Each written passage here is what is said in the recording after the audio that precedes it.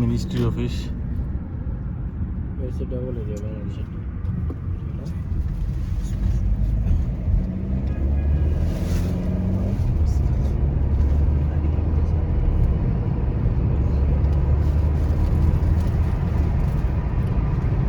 Main road তখন ফাঁকা হইব নাকি?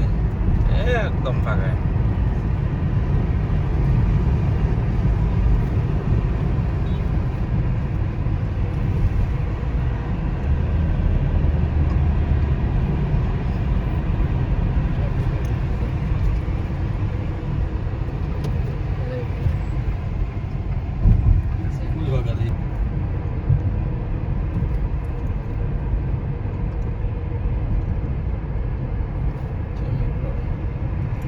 প্রচুর জাম মালিকবাদ রোডে।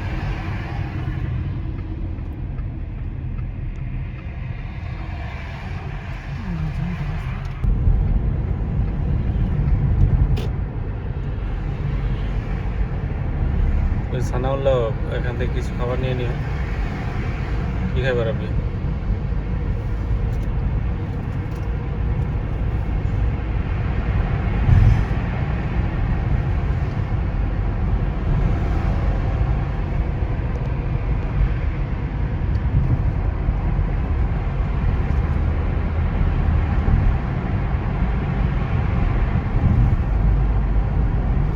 অসাধারণ দৃশ্য আন্ডারপাস দিয়ে যাচ্ছে।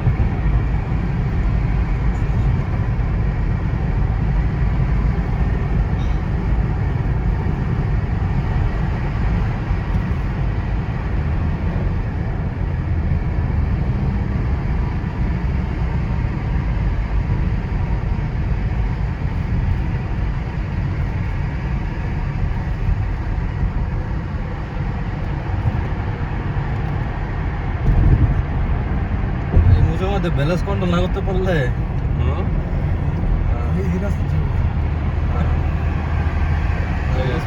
ব্যালেন্স কন্ট্রোল করতে হবে।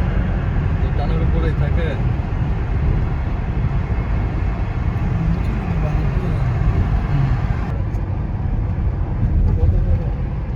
ওরা মিটটা মিলে তাদের কোনো ইয়ে হবে।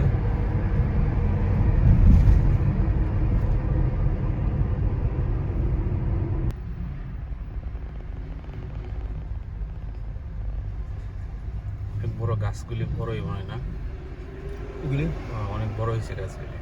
কাটা না, এইসব গাছ ছিলই না।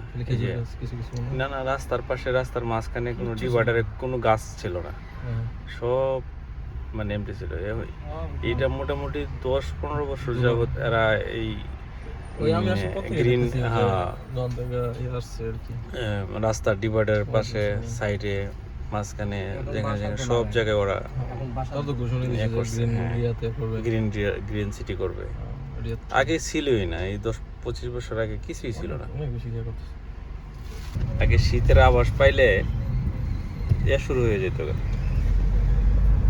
কাঁপানো শুরু হয়ে যেত। বাতাস আমাদের দেশে বৈশাখ মাসে ঝড় তুফান শুরু হইতো না, এরকম ঝড় তুফান শুরু হইতো।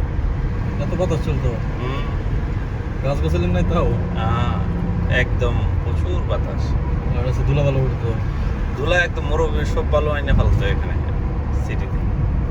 এখন তো আর এরকম নাই। আপারাল বাতান কিন্তু ইয়া হয়, এই যে এখন ধুলার বৃষ্টি হয় এখানে, ভালো ধুলা এখানেও হইতো।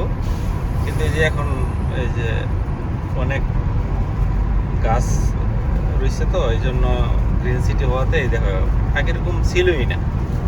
এখন তো মনে হয় না যেটা এখন মনে হয় না যে মরুভূমি। আমাদের দেশের থেকে আরো বেশি গাছ। যে ইউরোপিয়ান একটা সিটির মধ্যে সব গাছ, অবিশ্বাস্য। আসলে এরকম ছিল না আগে, কখনো ছিল না। এই রাস্তা দিয়ে আসার তো আমার কাছে আরো ভালো লাগতেছে। বিকালে সকালে তো আরো বেশি সুন্দর লাগে। হ্যাঁ, আর এই গাছগুলিও মাশাআল্লাহ বড় হয়েছে।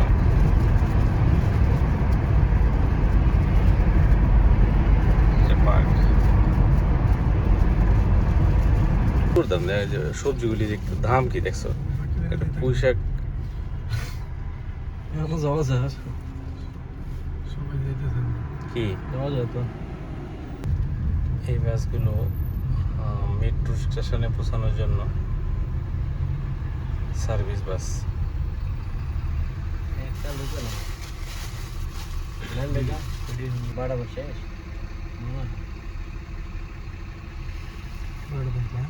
এটা হলো মেট্রো স্টেশন।